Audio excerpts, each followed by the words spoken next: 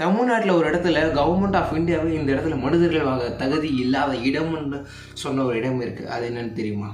It's day 4 of மர்ம கதைகள். 1964 அன்றைக்கி தமிழ்நாட்டை நோக்கி ஒரு சைக்ளோன் வந்துச்சு. இந்த சைக்ளோன் தான் இந்த கதையோட ஆரம்ப புள்ளியே. இந்த சைக்ளோன் வந்து தனுஷ்கோடின்ற மொத்த ஊரையுமே சூறையாடிட்டு போச்சு. அப்போ அங்கேருந்து ரயில்வே ஸ்டேஷனுக்கு வந்த ஒரு ட்ரெயினுமே அதை சூறாவளியில் மாட்டி வந்து அந்த கடலுக்குள்ளே இழுத்துட்டு போனாங்க. இன்னி வரையும் அந்த ட்ரெயின் கண்டுபிடிக்கப்படலை. அதுக்குள்ளே இருந்த மக்களும் மீட்டெடுக்கப்படலை.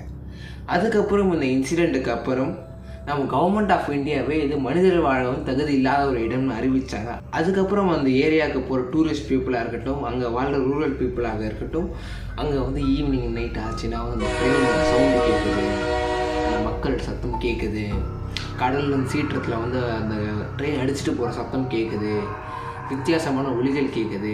சில பேர்லாம் அந்த ட்ரெயினை பார்த்ததாக இந்த மாதிரி அடுக்கடுக்கான ஸ்கேரை தெரிஞ்சு சொல்லப்படுது. இந்த மாதிரி மிஸ்ட்ரியான ஃபேக்ட்ஸ் தெரிஞ்சுக்க மறக்காம பேஜை ஃபாலோ பண்ணுங்கள்.